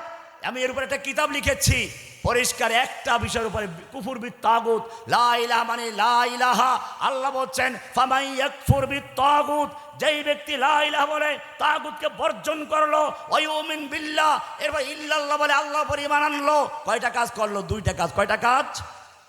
সূরা বাকারা 256 নম্বর আল্লাহ বলছেন ফামান ইয়াকফুর বিত তাগুত, যেই ব্যক্তি লা ইলাহা বলে তাগুতকে বর্জন করলো, আল্লাহর পরিবর্তে যাদের হুকুম মানা হয়, সংসদের তাগুত, আদালতের তাগুত, খানকার তাগুত, মাজারের তাগুত, আর ওই মূর্তি পূজার তাগুত, লা ইলাহা বলে সব তাগুতকে বর্জন করলো, ওয়া ইউমিন বিল্লাহি, এরপরে আল্লাহকে গ্রহণ করলো। ফামান ইয়াকফুর, যে কুফর করলো, কুফর করলো বিত্তাগুত, কুফর বিত্তাগুত। এর উপরে আমি একটা বই লিখে ফেলেছি, কুফর বিত্তাগুত। বলেন জোরে বলেন, কুফর বিত। প্রথম শর্ত কুফর বিত্তাগুত, লা ইলাহা মানে কুফর বিত, ইল্লাল্লাহ মানে কি ঈমান বিল্লাহ, ইল্লাল্লাহ মানে কি ঈমান বিল্লাহ। এটা আরেকটা বই, ঈমান বিল্লাহ। এই দুইটার উপরে কুফর বিত্তাগুত, ঈমান বিল্লাহ। কয় হাত হলো? যদি আপনি একটা শক্ত কিছু ধরে ঝুলতে চান, কয় হাতে ধরতে হবে? এক হাতে ধরলে ঝুলে থাকা যাবে? ছিটকে পড়বেন। আল্লাহ রাব্বুল আলামিন বলছেন, লা ইলাহা বলে যেই ব্যক্তি, ফামাই ইয়াকফুর বিত্তাগুত, লা ইলাহা বলে সব তাগুতকে বর্জন করলো, আর ইল্লাল্লাহ বলে ওয়ায়ুমিন বিল্লাহি, আল্লাহর উপর ঈমান আনলো, ফাকাদ ইসতামসাকা, সে শক্তভাবে ধরেছে। বাসাকা বলেন নাই, ইসতামসাকা বলেছেন, শক্তভাবে ধরেছে। কি ধরেছে? বিল উরওয়াতিল উসকা, মজবুত হাতল, শক্ত রশি ধরেছে। লান ফিসামা লাহা, দুনিয়ার কোনো শক্তি নেই তাকে বিচ্ছিন্ন করা, দুনিয়ার কোনো শক্তি নেই তাকে পরাজিত করা। নরেন্দ্র মোদীর সেই পারমাণবিক বোমা হোক, ক্ষেপণাস্ত্র হোক, বিমান বহর হোক, যত লক্ষ লক্ষ সৈনিক হোক, আল্লাহ বলছেন লা ইলাহা বলে যে ব্যক্তি তা কুফর বিত্তাগুত করবে, ইল্লাল্লাহ বলে আল্লাহকে গ্রহণ করবে, বিল উরওয়াতিল উসকা, ইসতামসাকা, শক্ত করে ধরেছে আল্লাহর রজ্জুকে, লান ফিসামা লাহা, দুনিয়ার কোনো শক্তি নেই তাকে পরাজিত করতে পারে। লা ইলাহা কয় হাত? দুই হাত। কয় হাত? এখন যদি আল্লাহ মানে কিন্তু লা ইলাহা বলে তাগুত বর্জন করতে পারে নাই, তার দুই হাত ঠিক আছে? এক হাত দিয়ে ধরেছে। কয় হাত দিয়ে ধরেছে? এক হাত দিয়ে ধরলে কি থাকা যাবে বেশিক্ষণ? এবারে কোরআনে আয়াত নেন, আল্লাহ বলছেন, ওয়ামাই ইউশরিক বিল্লাহি, যেই ব্যক্তি আল্লাহর সঙ্গে শিরিক করলো, ফাকাআন্নামা খাররা মিনাস সামা, সেই জন্য আসমান থেকে ছিটকে পড়লো। কি হয়ে গেল? রশি ছিঁড়ে গেলে কি হয়? ছিটকে পড়েছে। কোরআন পরিষ্কার বলেছে, ফাকাআন্নামা খাররা মিনাস সামা। এটা সূরা আল হজ 31 নম্বর আয়াত। পরিষ্কার বলা আছে, ওয়ামাই ইউশরিক বিল্লাহি, যেই ব্যক্তি আল্লাহর সঙ্গে শিরিক করলো, ফাকাআন্নামা খাররা মিনাস সামা, সে আসমান থেকে ছিটকে পড়েছে। ফাতাখতাফু তাইরু, তাকে পাখি ছো মেরে নিয়েছে। পাখি ছো মেরে নিয়েছে। এটা কোন পাখি? আসমান থেকে ছিটকে পড়েছে, পাখি ছো মেরে নিয়েছে। আল্লাহর সঙ্গে তার সম্পর্ক ছিন্ন হয়ে গেছে, তাকে পাখি ছো মেরেছে। এই পাখি মানে বাস পাখি নয়, এই পাখি মানে চিল পাখি নয়, এই পাখি মানে মাছরাঙ্গা নয়, এই পাখি মানে হচ্ছে বাউল পাখি, এই পাখি মানে কাদিয়ানির পাখি, এই পাখি মানে খ্রিস্টানের পাখি। তোমার ঈমান দুর্বল, লা ইলাহা দুই হাতে ধরো নাই, ইল্লাল্লাহ মানে আল্লাহকে মেনেছ, লা ইলাহা ক্লিয়ার নয়, তোমাকে কাদিয়ানির পাখি ছো মেরে নিয়ে যাচ্ছে। কাদিয়ানি বানাচ্ছে, খ্রিস্টান বানাচ্ছে, পাখি ছো মেরে নিচ্ছে। নাস্তিক বানাচ্ছে, পাখি ছো মেরে নিয়ে যাচ্ছে। হিন্দুর মেয়ে বিয়ে করাচ্ছে। লা ইলাহা মানে তুমি গ্রহণ করতে পারো নাই, তুমি আল্লাহকেও মানো, আবার দেবদেবীর পূজাও করো। আল্লাহকেও মানো, আবার সংসদে আল্লাহর আইন বাতিল করে বিকল্প আইন তৈরিও করো। মক্কার খানায় কাবার লোকেরা মূর্তি পূজা করত ঠিকই, কিন্তু সেই মূর্তি মক্কার খানায় কাবার 360 মূর্তি। আর তোমার দেশের যেটাকে কাবা বানিয়ে ফেলেছ, আব্রাহার কাবা সংসদ ভবন, এখানে 360 মূর্তি, 340 মূর্তি বসে। পার্থক্য এতটুকু, ওই মূর্তি মানুষ খালি এমনি আনুগত্য করতো, পূজা করত, আর এই মূর্তির মানুষ ইবাদত করে। এরা আইন তৈরি করে। মক্কার খানায় কাবার সেই মূর্তিগুলো পাথরের মূর্তি, ওরা নিজের আইন তৈরি করতে পারতো না, আল্লাহর আইনকে বাতিল করতে পারতো না। আর তোমার সংসদে যেই জীবন্ত মূর্তিগুলো বসে, ওরা ওখানে বসে আল্লাহর আইন বাতিল করে, বিকল্প আইন তৈরি করে। আল্লাহ বলেছেন মদ হারাম, কোরআন পরিষ্কার বলেছে, ইন্নামাল খামরু ওয়াল মাইসিরু ওয়াল আনসাবু ওয়াল আজলামু রিজসুম মিন আমালিশ শাইতানি ফাজতানিবুহু, নিশ্চয় মদ, জুয়া, মূর্তি, লটারি এগুলো শয়তানের কাজ। অমুসলিম, তুমি যদি আল্লাহকে বিশ্বাস করো, আল্লাহ হারাম করেছেন, মদকে হারাম মানতে হবে, লাইসেন্স দিয়ে বৈধ করা যাবে না। তোমার সংসদে বসে মদকে লাইসেন্স দিয়ে বৈধ করে দিল। লা ইলাহার মানে হচ্ছে, আল্লাহ রাব্বুল আলামিন বলেছেন জিনা ব্যভিচার হারাম, লা তাকরাবুজ জিনা ইন্নাহু কানা ফাহিশাতাও ওয়া সাআ সাবিলা। মানুষের বংশ সংরক্ষণ করার জন্য, মানুষের বংশ মর্যাদা সঠিক রাখার জন্য জিনা ব্যভিচারকে হারাম করেছেন। হারাম করেছেন কে? তোমার সংসদে জীবন্ত মূর্তি এখানে বসে আইন পাশ করে দেয়, যারা পতিতালয়ে কর্মী হিসেবে কাজ করে ওরা যৌন কর্মী, ওদেরকে বেশ্যা বলা যাবে না, ওদেরকে পতিতা বলা যাবে না, ওরা হচ্ছে যৌন কর্মী, ওদেরকে সুরক্ষা দিতে হবে, চিকিৎসা ফ্রি দিতে হবে। ও মুসলিম, আল্লাহ তাআলা বলেছেন হারাম জেনাবে বিচারের ধারে কাছেও জেনা। এই জেনাবে বিচারকে যারা লাইসেন্স দিয়ে বৈধ করে দেয় তারা মক্কার মূর্তির চেয়ে ভালো না খারাপ? মক্কার মূর্তির কি এই ক্ষমতা ছিল? এমনিভাবে আরো সামনে চলো, আল্লাহ তাআলা বলেছেন ইন্নামা আহাল্লাল্লাহুল বাইআ ওয়া হাররামার রিবা, আল্লাহ ব্যবসাকে হালাল করেছেন, সুদকে করেছেন হারাম। আর তোমার সংসদে যে মূর্তিগুলো বসে আছে তারা আল্লাহর সেই বিধানকে বাতিল করে দিয়ে সুদের লাইসেন্স দিয়ে সোনালী ব্যাংক, রূপালী ব্যাংক, পূবালী ব্যাংক, জনতা ব্যাংক সব জায়গায় সুদের লাইসেন্স দিয়ে বৈধ করে দিয়েছে। এবারে তুমি বলো, মক্কার খানায় কাবায় যে মূর্তি ছিল সেই মূর্তি আল্লাহর হারামকৃত সুদকে হালাল করার কোনো ক্ষমতা ছিল না, কিন্তু তুমি যেই মূর্তি পাঠাচ্ছ তারা আল্লাহর বিধানকে হারামকে হালাল করে দেয়। তাহলে তোমার আল্লাহ কয়জন? তুমি লা ইলাহা বলছো, এবারে কোরআনে আয়াত দেখো পরিষ্কার বলছে, আল্লাহ তাআলা বলছেন ওয়াকাল আল্লাহু লা তাত্তাখিযু ইলাহাইন ইসনাইন, সূরা নাহল 51 নম্বর আয়াত। আল্লাহ বলছেন ওয়াকাল আল্লাহু লা তাত্তাখিযু ইলাহাইন ইসনাইন, দুই আল্লাহ বানাইও না। মসজিদে গেলে আল্লাহর কোরআন দিয়ে নামাজ পড়ো, আর সংসদে গেলে আল্লাহর কোরআন চলে না। মসজিদে গেলে আল্লাহর কোরআন পড়ো, আদালতে আল্লাহর আইন চলে না। মসজিদে গিয়ে আল্লাহর আইন দিয়ে কোরআন দিয়ে নামাজ পড়ো, সমাজে আল্লাহর আইন চলে না। মসজিদের ইমাম সাহেবকে মসজিদের ইমাম মানো, আর বাইরে গেলে পরে একটা ইউপি মেম্বারের যে মূল্য তাও নাই। বিচার ফয়সালায় কি ইমাম সাহেবকে ডাকে না ইউপি মেম্বারকে ডাকে? ইউপি চেয়ারম্যানকে ডাকে। তাহলে ইমাম সাহেব মসজিদে ইমামতি করায় আল্লাহর কোরআন দিয়ে পড়ায় না নিজের গান গায়? তো ইমাম সাহেব যদি মসজিদে আল্লাহর কোরআন দিয়ে নামাজ পড়ায়, তার পিছনে নামাজ পড়তে পারো, তাহলে সেই ইমাম সাহেব সমাজে কোরআন দিয়ে বিচার করলে তার বিচার কেন মানা হয় না? আল্লাহ কয়জন হলো তাহলে?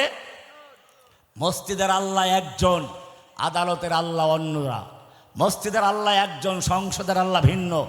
আল্লাহ তাআলা সেজন্য বলেছেন সূরা নাহল 51 নম্বর আয়াত, ওয়াকাল আল্লাহু লা তাত্তাখিযু ইলাহাইন ইসনাইন, আল্লাহ বলছেন তোমরা দুই আল্লাহ বানাইও না, ইন্নামা হুয়া ইলাহু ওয়াহিদ, তোমাদের আল্লাহ কয়জন? একজন। এই জন্য আল্লাহ তাআলা বলছেন ওয়ালাকাদ বাআসনা ফি কুল্লি উম্মাতির রাসূলা আন ইবুদুল্লাহ ওয়াজতানিবুত তাগুত, যত নবী রাসূল পাঠিয়েছি সব নবী রাসূলদেরকে এই দাওয়াত দেওয়ার জন্য পাঠিয়েছি, দুইটা জিনিস পূর্ণ করো, আন ইবুদুল্লাহ ওয়াজতানিবুত তাগুত, তাগুতকে বর্জন করো, আল্লাহর ইবাদত করো। কয়টা জিনিস? কুফর বিত তাগুত, ঈমান বিল্লাহ, কয়টা হলো? এখন যদি আল্লাহ মানে, নামাজ করে, রোজা রাখে, হজ করে, যাকাত দেয়, সব ঠিক আছে, কিন্তু লা ইলাহা বলে সব বর্জন করতে পারে নাই, তার ঈমান হবে? তার আল্লাহ কয়জন? এজন্য খেয়াল রাখবেন, লা ইলাহার মানে হচ্ছে আল্লাহ ছাড়া কারো হুকুম মানি না। আল্লাহর কোরআন দিয়ে, যেই কোরআন দিয়ে নামাজ পড়ি ওই কোরআন দিয়ে আদালত চলবে, সংসদ চলবে, রাষ্ট্র চলবে, সমাজ চলবে। যেই কোরআন দিয়ে তাহাজ্জুদ পড়ার দাবি করো সেই কোরআন দিয়ে আদালত চলবে। যেই কোরআন পড়া ছাড়া তুমি নাকি নাস্তাও করো না, চা খাও না, সেই কোরআন দিয়ে আদালত চলবে। এবারে কোরআন বলছে শোনো, এই লোকগুলো যারা বলে কোরআন মানে সব দাবি করে, কোরআন কি সুন্দর করে বলছে, আলাম তারা ইলাল্লাযীনা ইয়াজউমুনা আন্নাহুম আমানু বিমা উনজিলা ইলাইকা ওয়া মা উনজিলা মিন ক্বাবলিক। হে নবী, আপনি কি ওই সমস্ত লোকদেরকে দেখেননি যারা দাবি করে, ইয়াজউমুনা, যারা দাবি করে, আন্নাহুম আমানু বিমা উনজিলা ইলাইকা ওয়া মা উনজিলা মিন ক্বাবলিক, তারা ঈমান এনেছে আপনার প্রতি নাজিলকৃত কিতাবের উপরে, ওয়া মা উনজিলা মিন ক্বাবলিকা, আপনার পূর্বে যত কিতাব নাজিল হয়েছে সব কিতাব মানার দাবি করে, কিন্তু ইউরিদুনা আন ইয়াতাহাকামু ইলাত তাগুত, আল্লাহর আইন দিয়ে বিচার ফয়সালা মানতে রাজি না।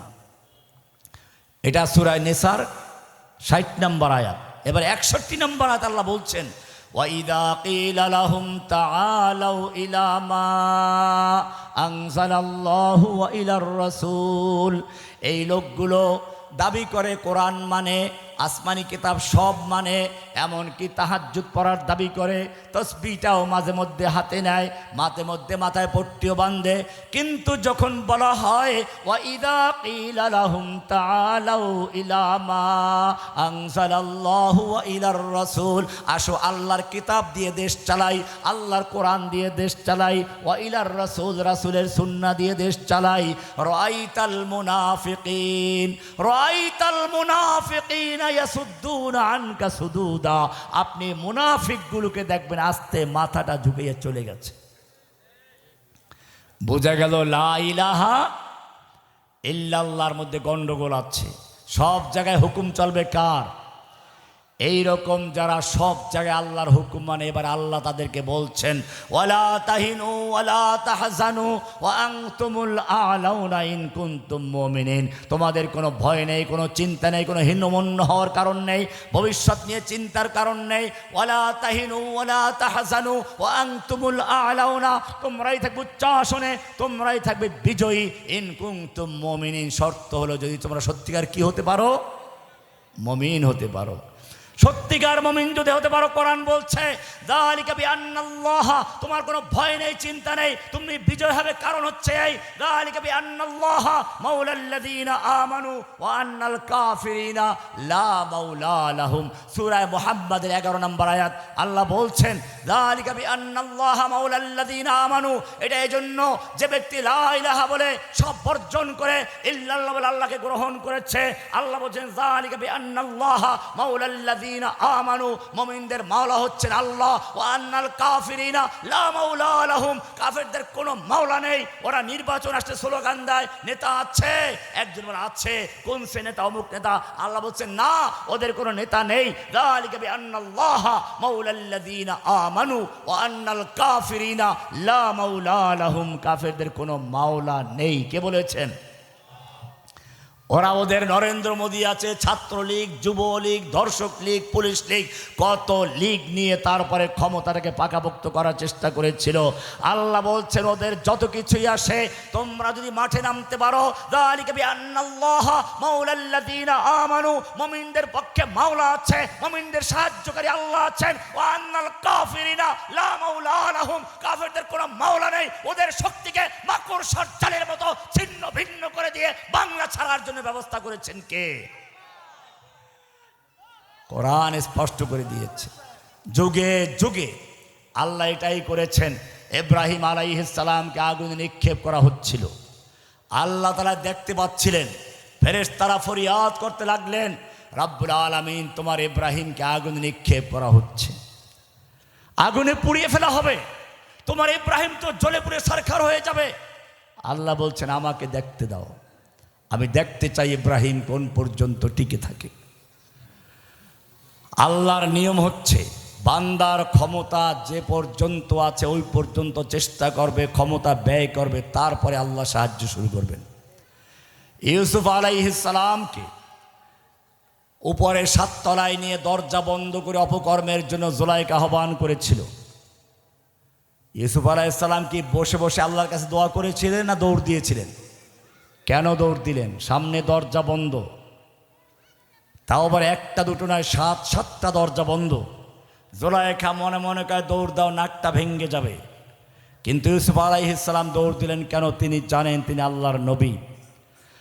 আল্লাহর সাহায্য পেতে হলে বান্দার ক্ষমতা যেই পর্যন্ত আছে সেই পর্যন্ত ব্যয় করে তারপর আল্লাহর কাছে সাহায্য চাইতে হয়।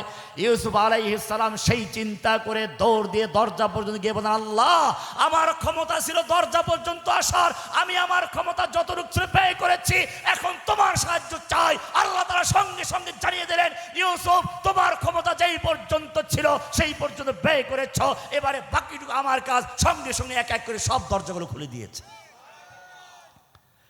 ইব্রাহিম আলাইহিস সালামকে আগুনে নিক্ষেপ করা হচ্ছে, জিব্রাইল পর্যন্ত আল্লাহর কাছে সিজদায় পড়েছে রব্বুল আলামিন তোমার খলিলকে তো জ্বালিয়ে দেওয়া হচ্ছে। আল্লাহ বলেন দেখতে থাকি, ইব্রাহিমের ক্ষমতা যে পর্যন্ত আছে সে পর্যন্ত তাকে ব্যয় করতে হবে। আগুনে নিক্ষেপ করা হলো। আল্লাহ তাআলা জানিয়ে দিলেন ইব্রাহিম তোমার যেই পর্যন্ত লড়াই করার ক্ষমতা ছিল যেই পর্যন্ত তাওহীদে অটল থাকার দায়িত্ব ছিল তুমি থেকেছ, আগুনে তোমাকে ফেলে দেওয়া হয়েছে, এখন তোমার ক্ষমতা শেষ, আমি আল্লাহ তোমাকে সাহায্য করছি। কুলনা ইয়া নারু কুনি বারদাও ওয়া সালামান আলা ইব্রাহিম, আগুন খবরদার আমার ইব্রাহিমের জন্য কোনো কষ্ট দিবি না, ওর কোনো প্রসঙ্গ পড়তে পারবি না, ওর জন্য আরামদায়ক ঠান্ডা হয়ে যাও। ঠান্ডা করে দিয়েছিলেন কে? আমি জিজ্ঞেস করতে চাই যে আল্লাহ রাব্বুল আলামিন ইব্রাহিমের জন্য নমরুদের আগুনকে ঠান্ডা করে দিয়েছিলেন, সে আল্লাহ তাআলা ইচ্ছে করলে সেই আবু জাহেলদের মতো, সেই বর্তমান নমরুদের মতো, নরেন্দ্র মোদী ভারতের সেই পারমাণবিক বোমা ক্ষেপণাস্ত্র যত বিমান বহর আছে সবগুলো জ্বালিয়ে পুড়িয়ে সারখার করে দিয়ে ফেরাউনের মতো গঙ্গায় চুবাতে পারেন কিনা? মুসা আলাইহিস সালাতু ওয়াস সালাম ফেরাউনের বিরুদ্ধে লড়াই করছেন, সামনে নদী, পিছনে ফেরাউনের বিশাল বাহিনী। মুসাও তার সব ক্ষমতা ব্যয় করে এবারে আল্লাহর কাছে বলছেন, আল্লাহ আমার ক্ষমতা ছিল এই পর্যন্ত, তা আমি করেছি, এখন তুমি সাহায্য করো। আল্লাহ রাব্বুল আলামিন বলেন, মুসা তোমার ক্ষমতা যেখানে শেষ হয়েছে ওখান থেকে আমার সাহায্য শুরু হচ্ছে, তোমার হাতের লাঠি মারো। সঙ্গে সঙ্গে পানি দুভাগ হয়ে গেল, পাহাড়ের মতো দাঁড়িয়ে আছে। মুসা তার বাহিনী নিয়ে চলে গেলেন, আর ফেরাউনকে আল্লাহ তাআলা চুবিয়ে মারলেন। পানিকে বললেন, ধরো ওকে, চুবাও। আমি জিজ্ঞেস করতে চাই যে আল্লাহ রাব্বুল আলামিন ফেরাউনের চুবিয়ে মারলেন, মুসাকে পার করলেন, সে আল্লাহ তাআলা এখনো জীবিত আছেন কিনা? আল্লাহর সেই শক্তি আছে কিনা? মিসলে কালিম হো আগর मारे का आजमा कोई, मिसले कलीम हो अगर मारे का आजमा कोई, आज भी आती है कोहे तूर से बंगला तखफ। आज भी जो करे इब्राहिम का ईमान पैदा, आज भी जो करे इब्राहिम का ईमान पैदा, आ कर सकती है अंदाज गुलिस्ता पैदा। সেই জন্য শর্ত একটাই, তুমি মনে করছো বসে বসে দোয়া করবো আর আল্লাহ এমনি সাহায্য করবেন, মনে রেখো বদরের যুদ্ধে আল্লাহর নবী যুদ্ধের ময়দানে নেমেছেন, তারপরে দোয়া করছেন, একদিকে আবু জাহেলের তাবুতে দোয়া হচ্ছে, ও আল্লাহ ও রব্বে কাবা। আবু জাহেল দোয়া করছে কার কাছে? কার কাছে দোয়া করছে? কাজে ভালো করে এগুলো বুঝতে হবে। আবু জাহেল সে রাত্রে আল্লাহর কাছে কান্নাকাটি করে দোয়া করছে, ওহো রব্বে কাবা, ওহে কাবার রব, আমরা তোমার কাবা ঘর পুনর্নির্মাণ করেছি, হাজিদেরকে পানি খাওয়াই, খেদমত করি, হজের কার্য সম্পাদন করি, আমাদের একজন লোক বেদিন হয়ে গেছে, মুহাম্মদ সাল্লাল্লাহু আলাইহি ওয়াসাল্লাম বাপদাদা ধর্ম ত্যাগ করে বিধর্মী হয়ে গেছে, আজ আগামীকাল যুদ্ধ হবে, তুমি তোমার এই দুইটা দলের মধ্যে যেই দলটা বেশি প্রিয় তাকে সাহায্য করো। কি দোয়া করেছে? আর একদিকে আল্লাহর নবীর তাবুতে দোয়া হচ্ছে, আল্লাহ আমরা তোমার তাওহীদকে বুলন্দ করতে চাই, আজকের পর থেকে যদি জমিনে তোমার নাম নেওয়ার কেউ থাকবে না এটা চাও, আমাদের পরাজিত করার কোনো চিন্তা নেই, আর যদি চাও আজকের পরে আবার তোমার তাওহীদ প্রতিষ্ঠিত হবে, আমাদের সাহায্য করো। ওখান থেকে স্লোগান চলছে, উল হোবাল, হোবালের জয় হোক, জয় বাংলা স্লোগান দিচ্ছে, আবার স্লোগান দিচ্ছে লানাল উজ্জা ওয়ালা উজ্জা লাকুম, আমাদের উজ্জা আছে তোমাদের উজ্জা নেই। আল্লাহ বলছে জেনে দাও, যালিকা বিআন্নাল্লাহ মাওলাল্লাযিনা আমানু ওয়া আন্নাল কাফিরিনা লা মাওলা লাহুম, ওদের উজ্জা আছে, লাত আছে, মানাত আছে, ওদের সবকিছু আছে, ওদের মাওলা নেই। ওদেরকে জানিয়ে দাও লানাল মাওলা ওয়ালা মাওলা লাকুম, আমাদের মাওলা আছে তোমাদের মাওলা নাই। মুমিনদের কে আছেন? মাওলা আছেন। বিজয় দেওয়ার মালিক কে? আল্লাহ বিজয় দেন নাই, তবে শর্ত হচ্ছে নবী দোয়া করেছেন যুদ্ধের ময়দানে গিয়ে, না ঘরে বসে বসে? না ঘরে বসে বসে আল্লাহ আবু জাহেলকে ধ্বংস করে দাও। জেনে রাখো তোমার আমার চেয়ে নবীর রক্তের মূল্য অনেক বেশি ছিল। উহুদের ময়দানে লোহার পোশাক পরে যুদ্ধের ময়দানে অবতীর্ণ হয়েছেন, দুইটা লৌহ বর্ম তার গায়ে, মাথায় লোহার হেলমেট। এক কাফের দেখলো এই অবস্থায় নবীকে আঘাত করলে কিছুই করা যাবে না, শক্ত একটা তলোয়ার নিয়ে এসে নবীকে গলে মাথায় আঘাত করলো, লোহার টুপিটা ভেঙ্গে গাল দিয়ে ঢুকে দুইটা মারির দাঁত পড়ে গেছে, লোহাটা ভিতরে ঢুকে আছে। যুদ্ধের শেষে একজন সাহাবী সেই লোহা বের করার জন্য মারির দাঁত দিয়ে কামড় দিয়ে টান দিয়ে বের করেছেন। আল্লাহর নবীর রক্তটা মুখটা রক্তে ভরে গেছে, এমন কষ্ট পেলেন, তোমার যদি একটু দাঁতে যন্ত্রণা হয়, ব্যথায় কাতর হয়ে যাও, ডাক্তারের কাছে যাওয়ার জন্য পাগল হয়ে যাও। আর নবী রক্তাক্ত হলেন, মারির দাঁত পড়ে গেছেন, তুমি কবুতে গাচ্ছ আর মিষ্টি খাচ্ছ না। कर दिया जंगे उहद में मुस्तफ़ा दंदा शहीद, ये खिलाफत ये शरीयत हमको मिलने के लिए या नबी। मिलाद पढ़े ना, এই মিলাদ পড়ার জন্য কি দান্দা শহীদ করেছিলেন? তোমার আমার চেয়ে নবীর রক্তের মর্যাদা অনেক বেশি ছিল, তোমার আমার চেয়ে নবীর ইবাদত বেশি ছিল। নবী রাস্তায় চলতে গেলে মেঘ দিয়ে ছায়া দিচ্ছে, নবী পেশাব করতে গেছেন, খেজুর গাছ দৌড়ে এসে তাকে আড়াল করে দিচ্ছে। নবীর সামনে কেউ জোরে কথা বলছে, আসমান থেকে ওহী নাযিল হয়ে গেছে, লা তারফাউ আসওয়াতাকুম ফাওকা সাউতিন নবী, নবীর আওয়াজের চেয়ে জোরে আওয়াজ করে কথা বলবি না। এমনটা যদি করিস, ওয়ালা তাজহারু লাহু বিল কওলি কাজহারি বাযিকুম লিবাযিন আন তাহবাতা আমালুকুম ওয়া আনতুম লা তাশউরুন। নবীর আওয়াজের চেয়ে জোরে আওয়াজ করে কথা বলবি না। এমনটা বললে তোমাদের নামাজ, রোজা, হজ, যাকাত, তাসবিহ, তাহলিল, জিহাদ, কিতাল সব বরবাদ হয়ে যাবে। কি মায়া নবীর জন্য। আবার নবীর সামনে বসে কেউ ডাকাডাকি করছে, নবী হুজরার ভিতরে আছে, কেউ ডাকছে ইয়া মুহাম্মদ, ইয়া নবী, ইয়া রাসূল। আল্লাহ বলেন না, লা তাজআলু দুআ আর-রাসূল বাইনাকুম কাদুআই বাদিকুম বাদা। তোমরা যেরকম একে অপরকে চিল্লাচিল্লি করো, ডাকাডাকি করো, খবরদার আমার নবীর সঙ্গে বেয়াদবি করবি না, এরকম ডাকবি না। আমি যেরকম ডাকি ইয়া আইয়ুহান নবী, ইয়া আইয়ুহার রাসূল, ইয়া আইয়ুহাল মুজাম্মিল, ইয়া আইয়ুহাল মুদ্দাসসির, এরকম সম্মানের সঙ্গে ডাকবি। খবরদার নবীর সঙ্গে বেয়াদবি করবি না। নবী যতক্ষণ পর্যন্ত বের না হয় দরজায় নক করবি না। ইন্নাল্লাযীনা ইউনাদুনাকা মিন ওয়ারাইল হুজুরাত আকসারুহুম লা ইয়াকিলুন। যারা এরকম ডাকাডাকি করো, বেয়াকুব, আহাম্মক, খবরদার আহাম্মকি করবি না। কি মায়া নবীর জন্য। আরো সামনে চলো, নবীর উপরে ওহী নাযিল হচ্ছে, নবী কোরআনকে মুখস্থ করার জন্য ঠোঁট নাড়াচাড়া করছেন, মুখস্থ করছেন। কোরআন বলছে না, লা তুহাররিক বিহি লিসানাকা লিতাজালা বিহি ইন্না আলাইনা জামআহু ওয়া কুরআনা। হে নবী, কোরআনকে দ্রুত মুখস্থ করার জন্য ঠোঁট নাড়াচাড়া করে মুখস্থ করার কোনো প্রয়োজন নেই, কষ্ট করার দরকার নেই। ইন্না আলাইনা জামআহু ওয়া কুরআনা। গোটা কোরআনকে নূর বানিয়ে আপনার সিনার মধ্যে জমা করে দেওয়ার দায়িত্ব আমি আল্লাহ নিজে গ্রহণ করেছি। নবীকে কেউ বলছেন আবতার, তার নির্বংশ হয়ে গেছে, কোরআন প্রতিবাদ করে বলছে, আল্লাহ বলছেন না, ইন্না শানিকা হুয়াল আবতার। আপনাকে যারা নির্বংশ বলেছে ওরাই বরং নির্বংশ, ওরাই লেসকাটা। আবার বলছে নবীর কেউ নাম নেওয়ার থাকবে না, পুত্র সন্তান নাই, বংশ থাকবে না, নাম নেওয়ার কেউ থাকবে না। আল্লাহ বলছেন ওয়ারাফা'না লাকা যিকরাক, আপনার জিকির, আপনার আলোচনাকে আমি সমুন্নত করে দিয়েছি। কিয়ামত পর্যন্ত আমার নামের সঙ্গে আপনার নাম উচ্চারিত হতে থাকবে। আশহাদু আল্লা ইলাহা হবে তো আশহাদু আন্না মুহাম্মাদুর রাসূলুল্লাহ চলতে থাকবে, কেউ এটাকে বন্ধ করতে পারবে না।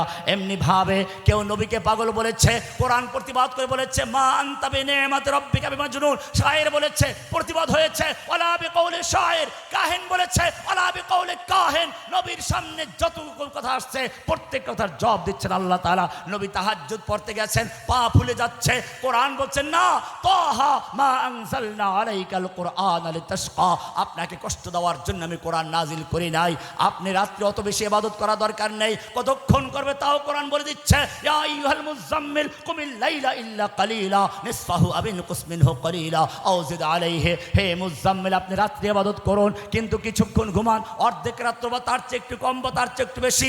আপনি যেমন সারা রাত্রে ইবাদত করলে খুশি হন, তার মানে হচ্ছে আপনি যেমন সারা রাত্রে ইবাদত করলে খুশি হন, আমি আল্লাহ আপনাকে ঘুমন্ত দেখলেও খুশি হয়ে যাই।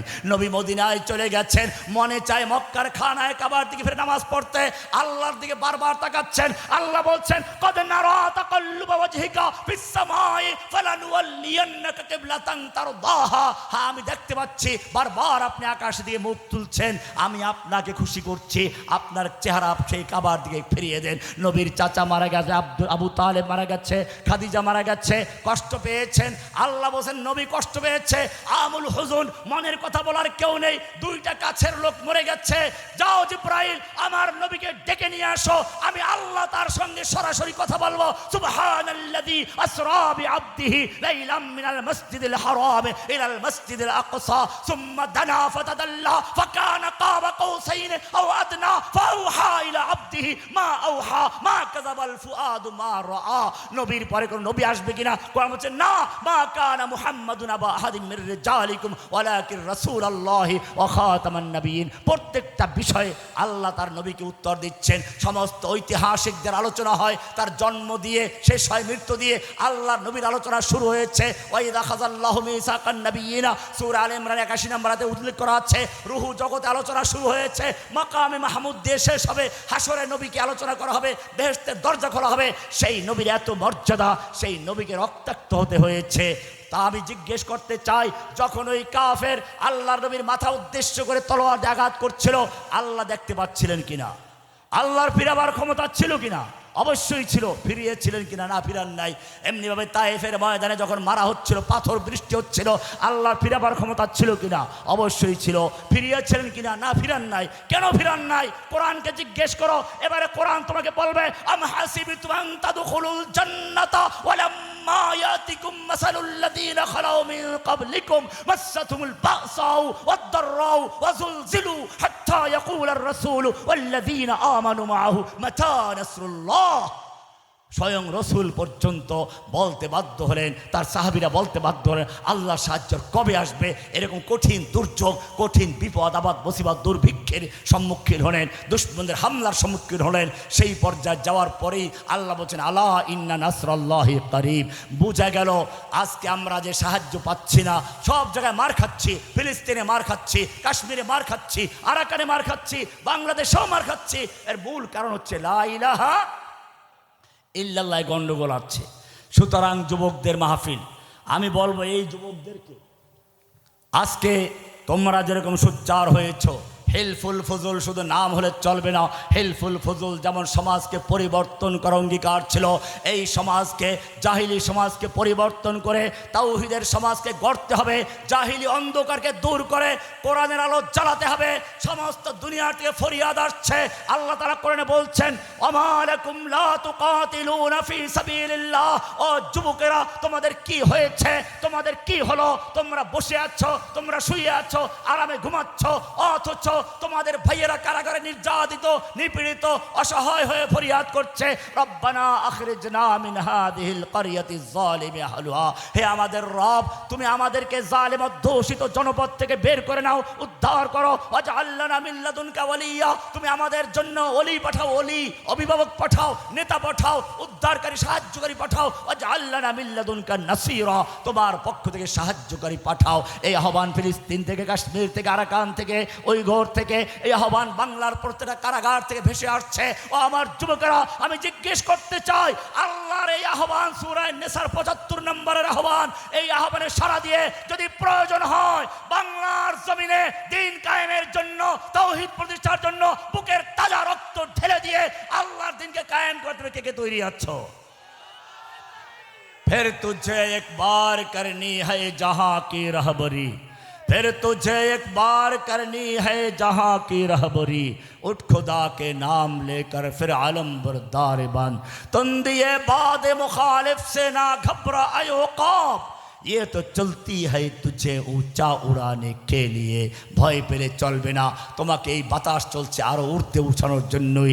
সেজন্য মুমিন ভয় পায় না। মর্দে মুমিন বাতিল से हरगिज खौफ खा सकता नहीं, सर कटा सकता है लेकिन सर झुका सकता नहीं। सो चाहे कफील अब कुछ भी हो, हर हाल में अपना हक लेंगे। इज्जत से जीना है तो जी लेंगे या जामे शहादत पी लेंगे। सबक पर फिर सदाकत का, अदालत का, शजाअत का लिया जाएगा काम तुझसे दुनिया के इमामत का। व आखिर दावाना अनिल हम्दुलिल्लाहि रब्बिल आलमीन। अस्सलामु अलैकुम व रहमतुल्लाहि व बरकातुहू।